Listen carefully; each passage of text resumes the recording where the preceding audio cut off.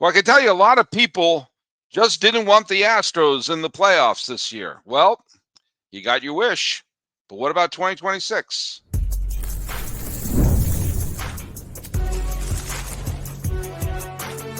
You are Locked On MLB Crossover, part of the Locked On Podcast Network. Your team every day. Hello, baseball fans. Welcome to Locked On MLB and a Locked On MLB crossover with Locked On Astros. I am your host, Paul Francis Sullivan, the host of Locked On MLB, which is part of the Locked On Podcast Network. Say it with me, the number one sports podcasting network out there. And today's episode is brought to you by our good friends over at FanDuel. If you want to be right in the middle of the action this season, visit FanDuel.com and place your NFL bets all season long. As I've mentioned before, I am doing a crossover today. I am not flying solo. And coming with me, friend of the show from before we were even a video podcast, it's the original H-Town Wheelhouse. Do not accept any duplicates. It's Brett Chancey. How you doing, buddy? Man, I'm doing good, Sully. It's good to see you. It's good to talk to you. It has been a little too long. Yeah, it has been. It's been a while. And you know, the way this season ended, it's the first time as a Locked On host that I have not been able to talk about my team in the playoffs. Last year was a bit abbreviated. Yeah, it was blink and you miss it. Oh, yes. And let me tell you, but watching the World Series this year, and I hope Astros fans don't get mad at me for this, I actually kind of enjoyed just watching baseball and enjoying it without having something on the line with my heart or my head while watching the game. It was just kind of fun. I'll say this was one of, and I said after the World Series, I said, I'm going to have to, people are quick to say, where does this rank? I said, I got to give it a little bit of distance. I got to give it a little bit of chance to let it soak in. But that last game was one of the best games I ever saw in my life, just in terms of any game where you get to a point where either team can win on one swing of the bat is an all-time great World Series game. You know, I saw that several times in my life. You know, the Marlins Indians game 7, the Cubs Indians game 7. The Indians keep falling into this. The Giants Royals, the winning run came to the plate. You know, that there's some great series, and of course the Arizona Diamondbacks and the Yankees in the 9/11 World Series. The best World Series I ever saw in my life, and one that I almost was crying at the end because I didn't want it to end, was when I was a sophomore in college and the Braves and the Twins played in the 1991 World Series, where there was only one clunker in that whole series. The whole series was amazing. Walk-offs, great plays at the plate, great defense, decoy plays. You know, Jack Morris' pitch count was get out of my face. You know, you had walk-off homers. You had sack bunts that turned weird. You know, it was an unlikely heroes. You know, Jerry Willard and Mark Lemke and Gene Larkin all coming up huge in that World Series. It was just a great, but in this one, I made the point. You had the 18-inning game on for Game 3, and I'm here in LA trying to. I have a job to go to, and had to wait. It was late here, and there were people after say, "Was that the greatest World Series game ever played?" And by the end, you can say that wasn't even the best game played that week. I mean, things like the ball getting stuck under the fence, the throw, the double play to end. Double plays ending Game 6 and 7 with the World Series run on base both times. It was really remarkable. And there, you're right. There is something to be said when you can just enjoy, like that Cardinals Rangers game where the Rangers kept being on the verge of winning. That when you don't have an animal in the fight there, it's you can sometimes just enjoy the beauty of the game, and that's what we got this year. Yeah, definitely. I mean, Yamamoto, worth every penny. I mean, these guys went out there, and there were a lot of people in Houston rooting for the Blue Jays. I mean, obviously with the ties of George Springer and Miles Straw, Loperfido, those guys, and of course, I don't know that the Astros fans will ever really root for the Dodgers, for good reason. But I can say, living in LA, no one here is going to be rooting for the Astros. That's And the Red Sox cheated too in 2018. As a Red Sox fan, I can't throw stones in that glass house. So I'm just gonna congratulate them for their Dusty Baker World Series. Well, Sully, I will tell you this. I actually started kind of a side job last May. I work at Lids in our local mall and sell hats. Kind of enjoy doing that. Get to talk about sports all the time. Yeah, and I've met 3 couples that have come into our store that are coming. They had come back to Houston to visit, and no lie, the wife in every case was from LA. The husband was from Houston, and they were together. 2 of the 3 couples met in Vegas where they now work. But I met all these couples that are Astros and Dodgers fans together. And I'm like, wow, a house divided. And they're like, oh, we have to talk with it. And you know what? It's all about being a fan. It's all about rooting. And I know Astros fans are hoping that the Astros can get back into the playoff mix. Well, and the Astros missed the playoffs this year, and they were I think they had the same record as Detroit, or at least Yes. maybe, and it just was a tiebreaker. So it wasn't as if the Astros had a complete collapse this year. No. I mean, keep in mind the Tigers were a few outs away from going to the American League Championship Series in that brilliant and another great game, that Game 5 between Detroit and Seattle. But remember, and I know you know this, on September 17th, with 11 games to go, the Astros were in first place by themselves with 11 games to play and hosting Seattle. Now that series started tied because the Astros had an off day on that Thursday and Seattle won. So the 2 teams showed up tied and in Houston, and the Astros went on to lose 7 of their next 8 games. It was something ridiculous. Oh, it was bad. It was they got swept. They nearly got swept by the A's. I mean, in Sacramento, and it was just a disaster. It was an absolute disaster. Tell you, there was the weeping and gnashing of teeth in Houston, and suddenly the most celebrated owner and the most successful owner in Astros history was being dubbed as cheap, and he didn't do enough, and we didn't do this at the deadline. And I'm like, but we literally sustained the most injuries that unbelievable amount of injuries in Major League history. Yeah. Oh, I mean, think about this for a second. There were years growing up where a team would have between 12 to 18 pitchers pitch all year. You had your 10, your 5 starters, your 5 relievers, and maybe there was a trade in the middle of the year, or maybe an injury would bring up a pitcher or 2. I mean, I remember the Red Sox sometimes would have 16 pitchers pitch all year for the team. And that would include the September call-up. So it would include the inevitable Jeff Sellers or Mike Brown being called up from Pawtucket. Yeah, I'm going heavy my Red Sox references. 36 pitchers pitched for the Astros this year. 36. And that included Framber Valdez, who pitched 192 innings, had a fine season. Included Hunter Brown, who pitched 185, I think was an all-star this year. But 36 pitchers. I mean, that's unbelievable.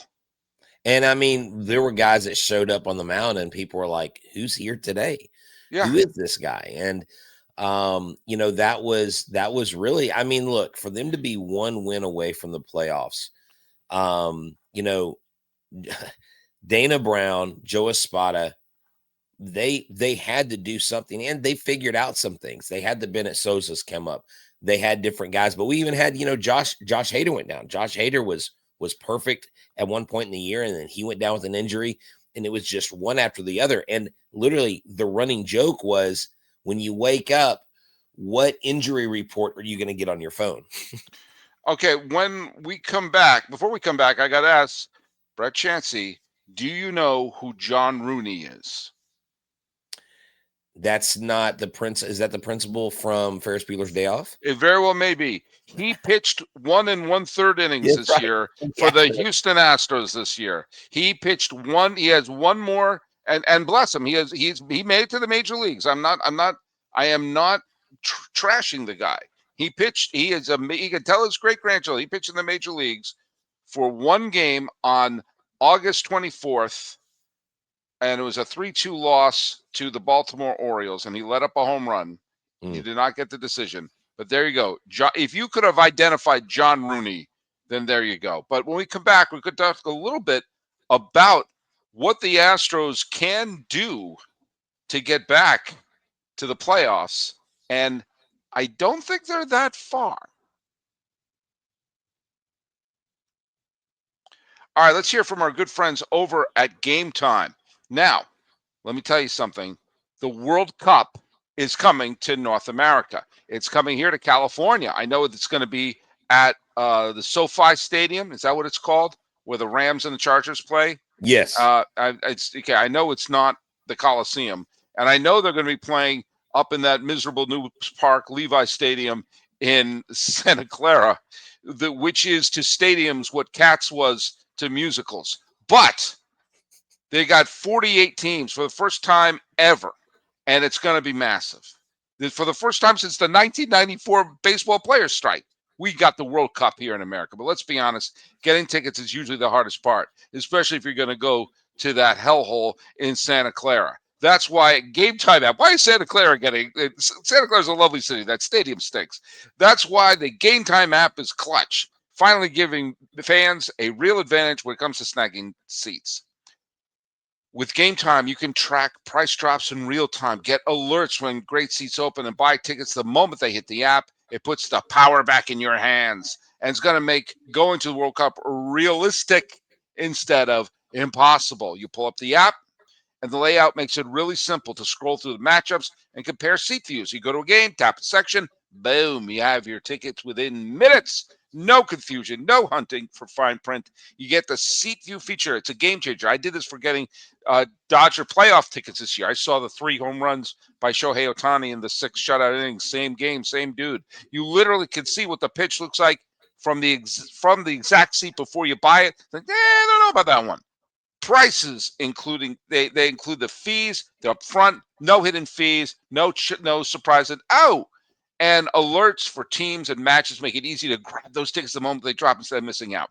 So take the guesswork out of buying World Cup tickets and every match, concert, event with a Game Time. Download the Game Time app, create an account, and use the code Locked On MLB for $20 off your first purchase. Now, I got to tell you, terms apply.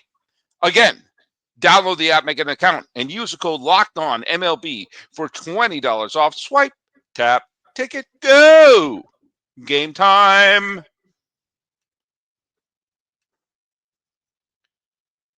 A flawless live read. Absolutely flawless. Hey, you know what? I do love Game Time. The thing I like about it is I can literally walk. I can be walking up to the stadium, up to Dyken Park, and I can be purchasing the ticket. Literally purchase the ticket. To where? Dyken Park. It's no longer Minute Maid. It's Dyken Park. Okay. Dyken Park, yes. Whose world headquarters for HVAC. It's a Japanese air conditioning company. And their world headquarters are right outside Houston. So Minute Maid won it out. So Dyken Park bought the rest of the rights. So there you go. That's the second worst name for that stadium ever. But after the great Enron. Hey, let's go. Speaking of Enron, I don't know what I'm talking about. Let's go do the trivia question, for which I did. We did a Cardinal show the other day. And the trivia was, how did the Cardinals reward superstar and manager Rogers Hornsby when he led the team to their first World Series title in 1926? ICA Tennis says, wasn't Rogers given a Cadillac? I don't recall right off the top of my head. I'll have to look. No, that's not how they rewarded him. But Big John 08865 got it right. He said he was signed a 1-year contract, then promptly traded to the New York baseball giants because the owner didn't want to deal with his nonsense. And I'm glad he clarified it was the baseball giants, and because that would have been a really cruel trade if they traded him to the football team. That would have been great. I mean, that would have been some serious nonsense they were dealing with. And it was actually Branch Rickey was running the Cardinals and was locking antlers with Rogers Hornsby, who just led him to the Cardinals' first World Series title. And it was Rickey who traded him to the New York Giants. And there were people burning Rickey's body in effigy, or at least not him literally, Not him, right? Yeah, that would have been a bigger story.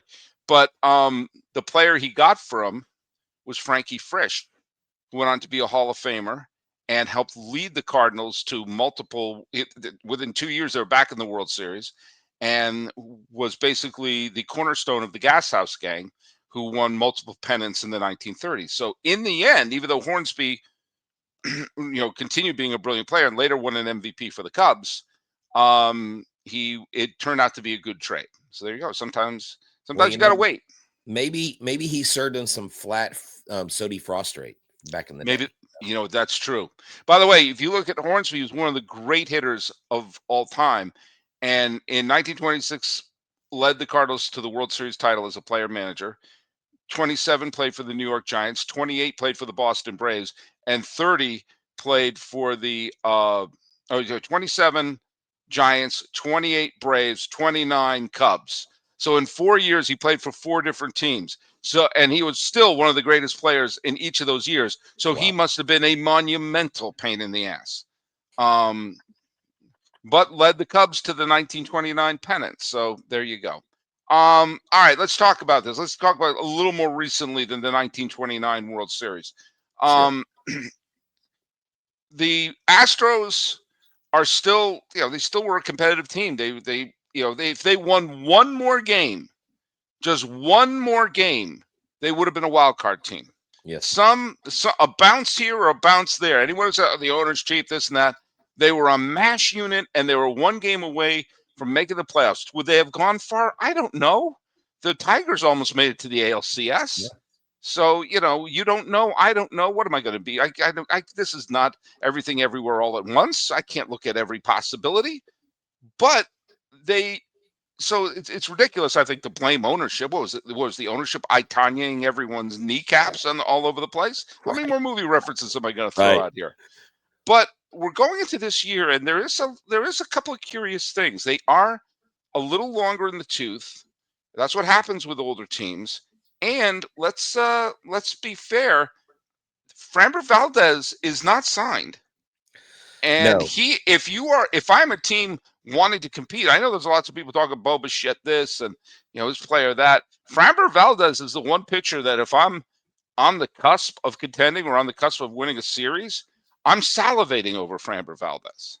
Yeah, I mean, this guy's durable. I mean, he's got elite stuff. He has one of the highest ground ball rates in all of baseball. His elite off-speed stuff is there. Now, Framber did have a couple hiccups this year, and he does have a past of having kind of a little bit of a mental breakdown on the mound. And this year, he actually crossed up and threw at one of our catchers, Cesar Salazar, which he blew off. The team blew off, but everybody kind of knew what was happening.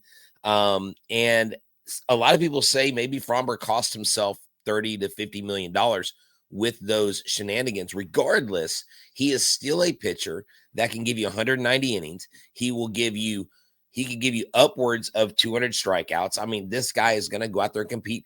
I was there at Game 6 in the 2022 World Series when he clinched the game for the Houston Astros. So he's been in pressure situations. And he should have been the MVP of that World Series. I'm sorry. No offense to Jeremy Peña, who was tremendous. I agree with that 100%. And Peña should have been the ALCS MVP. But Valdez, especially against that Philadelphia lineup, the way that those bats were going, the game one. Let me tell you, whenever that home run was hit, Schwarber, that was like I think their first hit of that game, right? First base hit that game. We were like, oh my gosh, it's gonna happen, right? Like the Astros are gonna have to go to a Game 7, and I love it. And I think it happened because my son called it. My son said, "Dad, Jordan's coming up to bat this inning. It's gonna be fine. He's going to turn this thing around." What do you know? He hit the 3-run home run. He flipped the game upside down, like he famously called. But This guy right now, from what I hear, the Mets are interested in him. I'm hearing Yeah. 6 years, $200 million. Look, he's going to go to a contender. Yep. I just hope he doesn't go to someone like the Mariners or a division rival, because that would be painful to have to go through. Yeah. I mean, the Mets are making a lot of moves. And of course, when they made the Nimmo for Marcus Semien deal, there was I heard a lot of people saying that, well, how will this upset the chemistry of the Mets? And I said, the chemistry of the Mets, this team had one of the highest payrolls in baseball history and couldn't outplay the Reds. I don't care about chemistry when you just had, when, 2 of the last 5 seasons, they've had unbelievable face plants in the final half of the season. And you're talking, well, we don't want to break up the chemistry. Do you know what? I'd break up that chemistry right now. I think all the shenanigans with Valdez, I think, are incredibly overrated. I think that he's a fine pitcher. You deal with shenanigans, you deal with this and that. He's someone who's come up big in the World Series and came up big in the playoffs against the Yankees that same year. All the and for Astro fans, again, I'm not bringing up all the trying to put salt in all the old wounds, but to have that second title that you can't say a word about it. Right. And you and I locked antlers about a bunch of this stuff about the 2017 title. Nobody can take anything away about what happened in 2022. That was, it was an earned title and for me, I was rooting for the Astros. Actually, I was rooting for him against the Braves as well, because I love Dusty Baker, and I knew a World Series title for Dusty Baker would basically clinch his Hall of Fame candidacy, which I believe it has. But you take a look at the team, the Walker signing, you didn't have you had a bounce back year from Peña, even though there were some injuries there. Paredes, what's going on with? Is Paredes going to be? What's happening with him? They're claiming he will be ready for opening day. Okay. I doubt. I know that they have recently let go of the head physical trainer, or the doctors. Not all the doctors are still in the building because they have a real issue with return to play protocol, which was actually supposed to be addressed with James Click, but apparently was not. So they kind of clean house there. And look, you mentioned Christian Walker. Yeah, he did still hit 25, 26 home runs. He did still lead the club. He had a better batting average, almost 400 batting average towards the end of the season, for several weeks there. But, going into this next season, you've got a lot of questions. Paredes is the guy. Right now, you've got an infield that's jammed. You've got Paredes. You've got Correa back, which everybody loved. That was a huge swooning. You got and it was like they got the band back together. It was like, oh my gosh, Correa's coming back. We're gonna go to the playoffs. He's gonna light the fire under the guys. I bought into it. Old times, right? Well, now you've got all these people. You did unload Mauricio Dubon.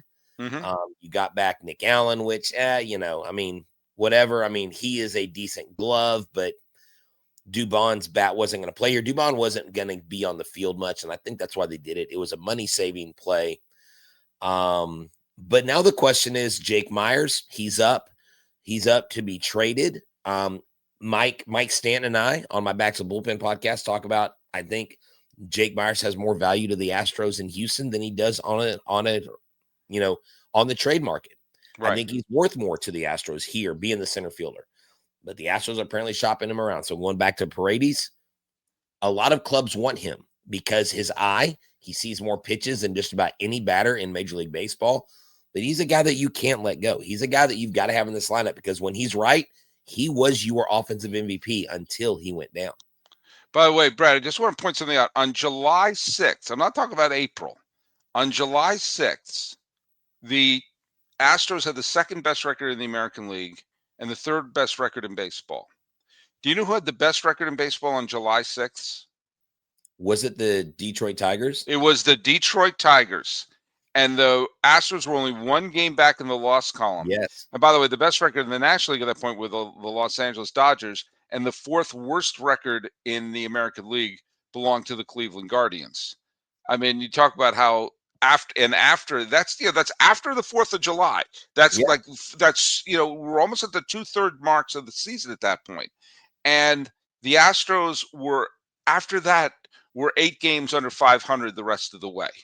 Oh, and by the way, the Cleveland Guardians went 48-26 after that. Oh, they went on a tear. But that's what the and as did Milwaukee. I mean, Milwaukee had the best record in baseball after that as well. So, but Cleveland does that a lot, Sully. Yeah, Cleveland teases their fans. You're going, oh my gosh, they're going to be a giant. They're going to be a monster, and then they disappear. Yeah.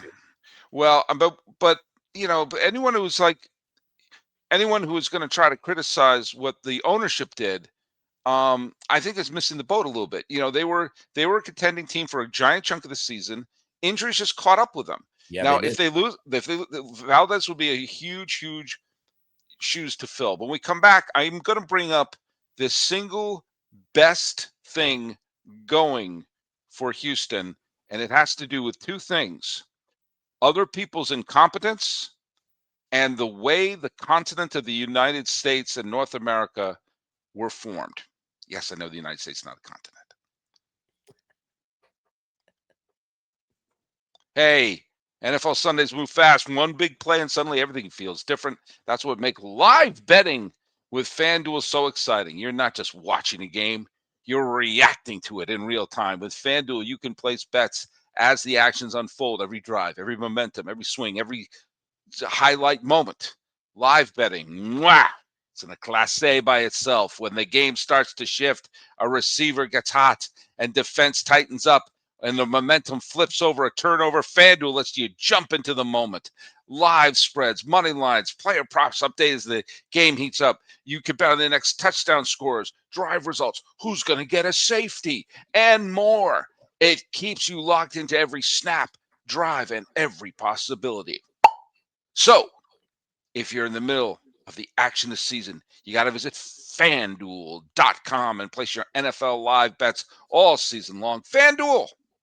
The game moves fast, and so can you. Thanks so much for making Locked On MLB or Locked On Astros your first listen. Whichever one is your first listen, make the other one your second listen. It's all part of the Locked On Podcast Network, which is, say it with me, the #1 sports podcasting network. We're with Brett Chancey of Locked On Astros. I'm your pal Sully. Last thing I'm going to talk about. There is one major thing that is going to go in the favor of the Houston Astros. Well, or a couple of things. First of all, obviously the Seattle Mariners had a wonderful season, 90-win season, got within 4. Your boy George Springer decided to pull an Indiana Jones in the Temple of Doom and rip out the heart of Seattle fans. But, there have been many instances of teams that have a terrific year and they're going to be great every single year and take a step back. May I present to you the 2023 Baltimore Orioles, who are a 100-some-odd win team, and last year they're firing their manager. If I might present to you Minnesota, who got to the division series a few years ago and now are cleaning house. The idea of a team like Seattle, which obviously looks very good, but a lot of teams look very good moving forward, taking a step back. And you take a look at the other 3 teams in their division. You have the don't tell them where they're playing A's, or as I will insist on calling them this year, the West Sacramento A's, because that's where they freaking play. You have 2 teams that can't even figure out where they play. The Los Angeles Angels play in Orange County. The Oakland Las Vegas A's play in West Sacramento. And the team that should be in Dallas is just because we're just Texas. The Rangers are rebuilding. They're throwing everything. They're dumping players off the side, and it looks like they're going to trade everything that isn't nailed down. And if the A's don't have the worst owner in baseball, the Angels do. So the best thing going for the Astros is their location on the planet, and that they didn't put them in the Central. Their location on the planet Earth, and the fact that 3 of the teams don't really have a bat's chance in hell. Granted, the A's were were a lot better than people thought they were. They were only they're 10 games under 500, but they weren't like a terrible team. And they got the 2 best rookies in baseball, and at least in the American League last year. But there's no way that ownership's going to do anything to improve the team. Do you know why? May I introduce you to John Fisher? And may I also introduce you to Artie Moreno? And then the other team is rebuilding. So really the only team the Astros have to worry about, barring an absolute 1969 Mets miracle, is the Seattle Mariners. And that, I think, is a big advantage for the Houston Astros. Yeah, I do have to agree with you on that. And that's where, as much as I want the Astros to go out and get someone like a Michael King, a Ranger Suarez, to bring in, the Astros want to bring a starting pitcher in to complement Hunter Brown. They have to. They have to. Because, you got Christian Javier coming back. You want a good, solid full season out of him, but you don't know what you're going to get. Spencer Arrighetti, they're hoping to get something out of him. Jason Alexander, who actually we had on Locked On Astros, was a phenomenal, just diamond in the rough for them. Yeah. But again, these aren't guys that are your number 2 or number 3 solid guys right now. So Hunter Brown's got to have someone to back him up. And are they going to do that? Because they keep saying they need another starting pitcher. They keep saying they need a left-handed bat. They've been rumored heavily with Brendan Donovan. They keep saying they want another catcher, but they also say in the same breath, well, we don't want to go. We want to stay under the luxury tax threshold. And I'm like, well, you can't have both. It's literally impossible. There's no fuzzy math that you can do to create a scenario where you bring in a Suarez or a King or someone like that. And you can't replace Framber Valdez with one guy. You've got to replace him in the aggregate. That's why they got Pearson.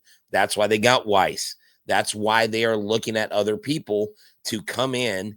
And we also had our Arizona Fall League Player of the Year, James Hicks, on the Back to the Bullpen podcast. And I don't know if he's going to come in and make a difference, but he's suddenly lighting the scoreboard up with zeros. And so it is a weird time, but it is not a horrible time. And I think a lot of Astros fans are buying into the doom and gloom. While I'm not, my line, Sully, is always positive, always Stros. And that's the way we got to keep it right now, because winter meetings are right around the corner. Well, there you go. Well, look at, and I think it's going to be a bounce back year for the Astros, provided they find some way to make up for some of the innings thrown by Valdez, because losing Valdez would be gigantic. Not sink the ship gigantic, but certainly that'd be a big loss. Okay, hey Brett, tell people where they can listen to your terrific show. So if you go to Spotify, you go to anywhere you get your podcast, you go to YouTube, check us out. Hey, look, before Mauricio Dubon was traded, we had the 2-time Gold Glover on. We had Jason Alexander on. I mean, we've had Roflo. We've had a whole host of characters. And pretty soon I'll be bringing on Daniel Kim, a KBO insider, to Locked On Astros. So check us out. And make sure that, when you refer to the Rangers, we call them the Rangers of South Oklahoma, because their title sponsor is a casino in South Oklahoma. So it makes sense. But seriously, shots across the bow. Shots across the bow.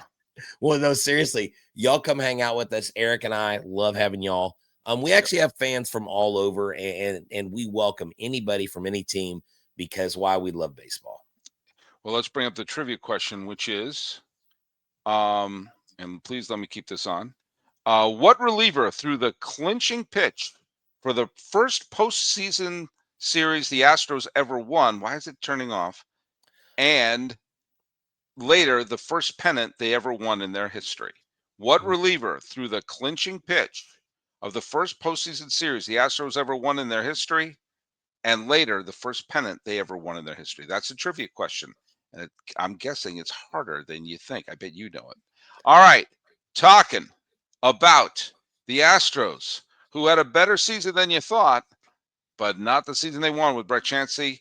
This has been Locked On MLB, Locked On Astros crossover. I'm yours, Paul Francis Sullivan. Please call me Sully. Whoops, wrong button. Sully hit the wrong button. But he's always right. I'm glad someone thinks that.